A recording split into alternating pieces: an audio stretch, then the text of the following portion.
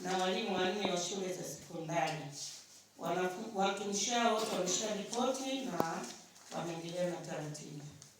Pia tuliweza kupata kibali cha kuajiri watumishi 5 wafanye udereva, na katika usaili tuliweza kubahatika kupata watumishi 4, hivyo kukosa nafasi moja ambayo tayari tumeombea kibali tuletewe huyo dereva mmoja ili kukamilisha hizo nafasi 5 ambazo tulikuwa tumepata.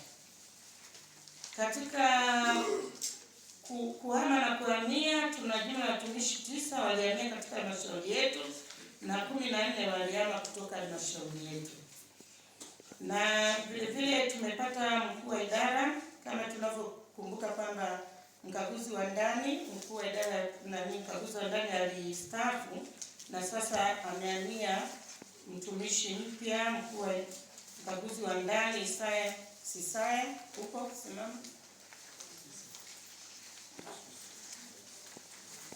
Mkaguzi yeye amehamia mgeni, ni mzoefu. Lakini tuna taarifa nyingine ya upandaji wa madaraja ambapo watumishi 1445 wameweza kupandishwa madaraja, walitakiwa kupandishwa madaraja na waliofanikiwa kupanda ni 1380, na tuna watumishi 65 ambao walikosa sifa katika kupanda madaraja, hivyo hawakuweza kufanikiwa. Taarifa ya elimu sekondari, tulikuwa na matokeo ya kidato cha 6 mwaka 2026. Wanafunzi 497 wakiwemo wasichana na wavulana walifanya mtihani na wote waliweza kufaulu kwa 100%.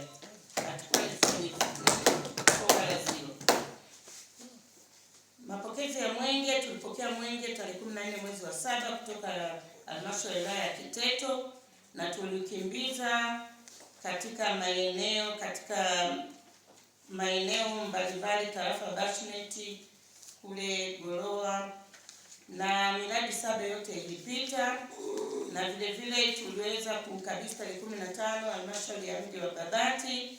Lakini kwa nafasi hii nipongeze kwa dhati viongozi mbalimbali wa serikali wakiongezwa na naibu spika, ukimpiza mwenge, madiwani, viongozi wa chama, viongozi wa taasisi, kamati ya usalama, wakuu wa idara na vitengo na watumishi wote. Kwa kweli mlijitokeza kwa wingi, hongereni na ninawashukuru sana. Mheshimiwa Mwenyekiti, ununuzi wa gari, tumetoka tu muda sio mrefu kulibariki hili gari ambalo liko kitengo cha maliasili, ambayo tutaendelea kutolea adha ya usumbufu na uharibifu wa wanyama wakali, na tunashukuru Mungu kwamba tunaweza kupata gari hilo lenye thamani ya shilingi milioni 254.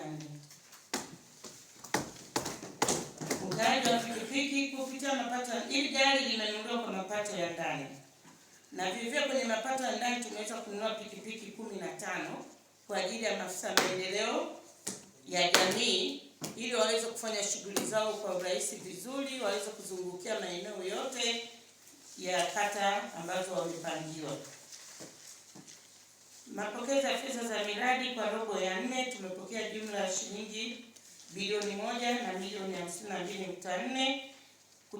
Mradi wa seku milioni 609, kuna boosti milioni 348, lakini na rents tumepokea milioni 94.3.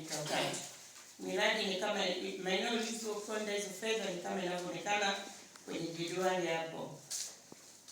Mheshimiwa Mwenyekiti, kwa miradi ya ndani kutokana na zile 40% katika kipindi hiki tumeweza kupeleka hizo milioni 216.4 kwenye miradi kama inavyoonekana kwenye jedwali hapo chini.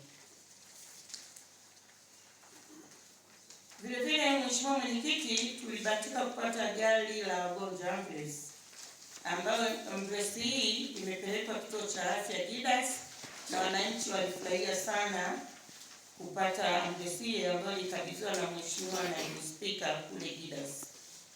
Tarehe 18 ilikuwa mwezi wa 7. Kuanza kwa huduma za upasuaji vituo vya afya vya Jalapo na Madunga.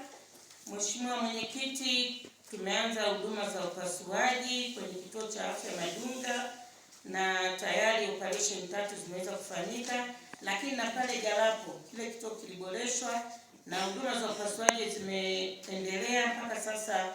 Operation 9 zimefanyika na zote zilikuwa salama. Mheshimiwa Mwenyekiti, tuna wadau wa maendeleo ambao wanatusupport kwenye maendeleo ya halmashauri ya Babati. Tuna World Impact ambao Mheshimiwa Magara alikuwa anaongea pale, akaana kuongeza kwenda kuongea nao na kuweza kuongeza bweni jingine ambayo imewezesha kuanzisha kidato cha 5 kwenye ile shule The Targets, ambao wameweza kufanya miradi kama inavyoonekana kwenye jedwali. Na vile vile tuna Karimu Foundation nao wana miradi inayoendelea kwenye kata za Ayagaya, kata ya Ari, kata ya Dabili. Tayari wanaendelea na miradi kama inavyoonekana, ni miradi mingi, nikisoma nitachukua muda mrefu sana. Lakini vile vile Mheshimiwa Mwenyekiti, tuna Sorikana wanaendelea na miradi mbalimbali kama ilivyoorodheshwa hapo. Kwa nafasi hii Mheshimiwa Mwenyekiti, niwapongeze sana wadau wa maendeleo ambao kwa kweli wanatuwezesha kuweka miundombinu safi na salama, lakini tuna